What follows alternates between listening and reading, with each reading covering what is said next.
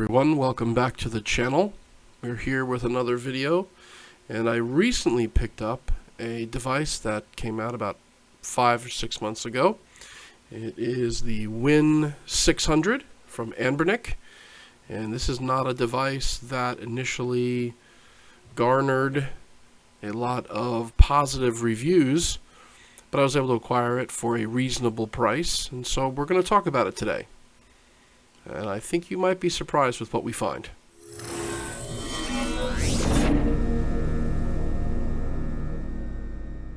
This is going to be a very quick and kind of top-level overview of the device itself. You have your standard D-pad and action buttons here on the front, 2 analog sticks which are almost identical to Nintendo Switch analog sticks. We have triggers that are totally digital up here, L1, L2, R1, and R2, and that's basically it for the control scheme. You'll see on the top of the device we have a USB-A and a USB-C port, which is actually pretty handy when you're trying to connect peripherals. The USB-C port up here is used for charging, and down below we have a 3.5mm headphone jack. And that's really it in terms of the I/O on this device. We do have the volume buttons and a power button here on the left side, and on the right side we have a manual keyboard button, which will pop up a virtual keyboard, and a switch to go between controller and mouse controls on the device, very similar to the GPD implementation of that. And that is basically it with this device. Again, I'm not going to go through the tech specs here, but suffice it to say that this is a 720p IPS display, and you know, it's perfectly serviceable for the kinds of games that we're going to be playing with this unit. This device has 8 GB of DDR RAM, and it is single channel RAM, it's not dual channel RAM, so there's a little bit of a performance impact there. And it has an Athlon Silver 3050E. This is the upgraded model 3050E. And I have opened up the device and upgraded the internal storage to 1 terabyte. Interestingly enough, this device comes with a 2242 SSD, which is a smaller SSD, and I don't have it right here in front of me, but it's a much smaller SSD than would normally be found in a regular computer. I have upgraded it to a 2280, which is actually super simple and easy. You literally just plug it in, and you know, it's kept down by a different hold point, but it works really well, and I've been using this device for a couple of weeks with really no detriment for a 2280 SSD rather than the 2242 that comes installed with the device. If we turn it on here, we're going to see that instead of the Windows installation, I have installed SteamOS. This is powered by Holo ISO. It is not the standard SteamOS firmware that Anbernic actually put out for this device, and the reason for that is because the Anbernic SteamOS firmware is not receiving any updates.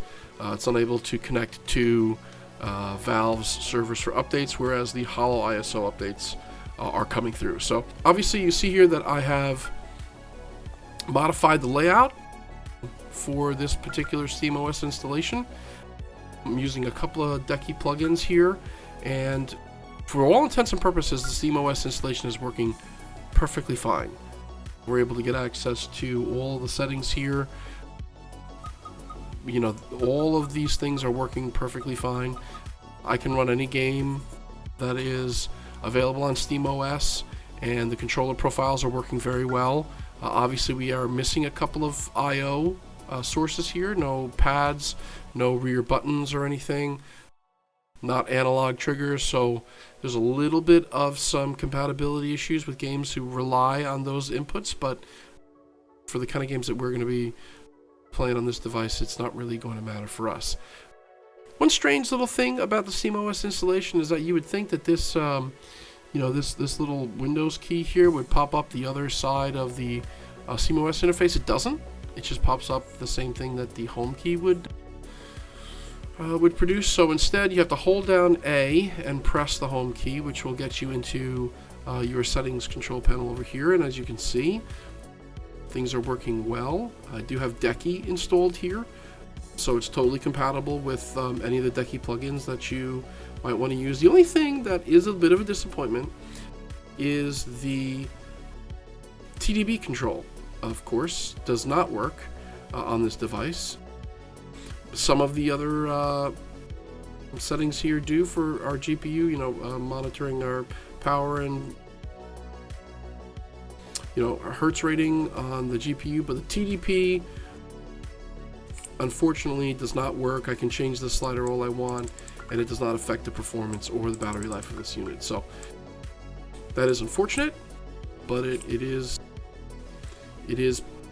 persistent throughout all of the devices that are not Steam Decks with the Holo ISO installation. And as far as I know, there is no device outside of the Steam Deck where a Holo ISO is able to manage the TDP with the built-in controls. So I know that a couple companies are working on getting that integration, and man, that would be a great selling point for whatever device can do that. But until Valve releases a SteamOS version that is compatible with other devices outside the Steam Deck, we're all kind of stuck with whatever the standard TDP setting is in our BIOS. So what games are we playing with the Win600? Well, obviously here from right on the home screen, you can see that I've been playing some Dome Keeper lately. In our SteamOS library, I have a couple of light games here. War Robots here. Return to Castle Wolfenstein, which is from forever and a day ago. One's great on this device. Squadrons absolutely does not run on this device at all.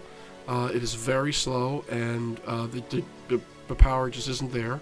World of Warships runs great. Flashing Lights runs great. A lot of the older games run fantastic.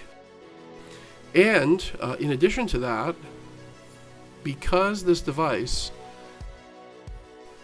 is running SteamOS, it's also able to take advantage of, you guessed it, that's right, Emulation Station through EmuDeck. So here, if you can see here, we've got a lot of different systems that are installed here. Game Boy Advance and SNES and NES and N64 and GameCube and all that, and they're all available through the Emulation Station interface, which is fantastic. I mean, this is really very well thought out and well designed interface. We've all been using this for a little while now, and one of the things that I really like about using this device as a retro console is this nice large 6-inch screen. So we're able to play our retro SNES titles with a nice large screen that is not too bad for our aspect ratios, and it can definitely run everything under the sun, probably up until about GameCube, perfectly. Obviously you can see that there's a little bit of some stuttering here while I'm navigating the menu, but in gameplay it works perfectly fine. And that is basically it for what we are playing and running on this device. For me, the biggest benefit to this device, as opposed to a Steam Deck, is its size, right? This device is much smaller than a Steam Deck.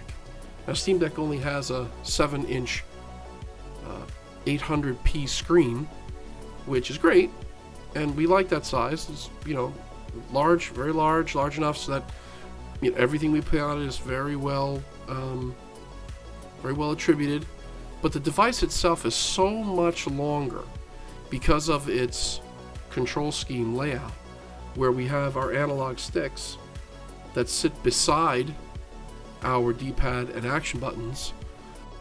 It makes the device so much longer, and the 800p screen makes the device that much wider, that, to me, it no longer becomes portable. It's a great device to have at home, to sit at the couch and play. It's a great device to play before bedtime if you play video games in that way. But for me, I want a device that I'm able to either throw in my bag easily, or set in the pocket of my car, so that when I'm stopped waiting for something, I can pull it out and get right in and start playing right away. The Steam Deck is just too big. Now, we all know and love the Steam Deck, and its price point can't be beat for the kind of technology and the power that's in it. But for me, it's just too big. And I would love to see a device like this with a comparably powered processor that's in the Steam Deck, and full integration with SteamOS, because this is the size of the device that I think is perfect.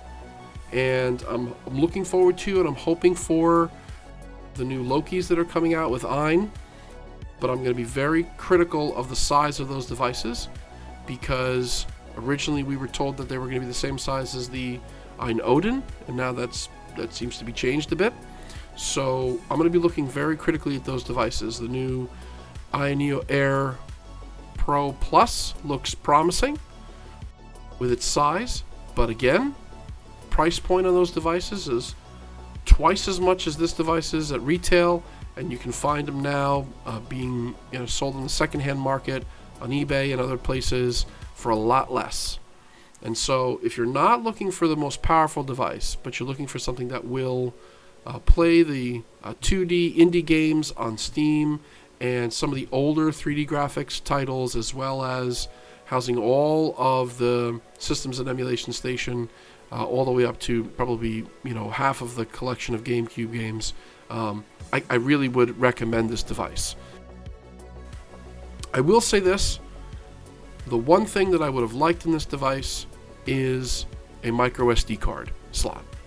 You'll see that there's no expandable storage anywhere on this device. It's kind of something that I realized, when I kind of held it in my hand, because all the devices that I usually use all have micro SD card slots with virtually unlimited expansion. This device does not. It is only the internal storage that's on this device, so keep that in mind. That's why I upgraded the internal SSD to a whole terabyte, because it's the only storage space that you will have on this device. I will say this: if you're going to get a device like this, even if it's not just this device, but any other Windows handheld, including the Steam Deck, I can't recommend enough that you get something like this little keyboard here. This is a lifesaver when you have to actually set things up and type things in quickly and easily. It's got a nice little mouse pad here. This is available on Amazon.com for like $20 or something like that. I would absolutely pick one of these up. I would keep it around. I play around with a bunch of these different devices. It works with Android, it works with Windows, it works with SteamOS, it'll work with almost anything. And the great thing about this particular device is it's got a rechargeable battery, and there's a little spot for the receiver that you would plug in. And the Win600 makes it really easy to use this device, because it's got a full-size USB-A port, which just works super well with this device, and allows me to control it and use the keyboard any way I need to. If you have any questions or comments, feel free to comment below, and I'll put a link in the description where you can find the Anbernic Win600 on Amazon.com. The lower powered version, the 3020E, is available for like $349, but look on eBay, get it secondhand. If you find this device, it's going to be for a lot less than that, and it's a great deal for what you get out of this device. Thanks for watching, and we'll see you on the next one.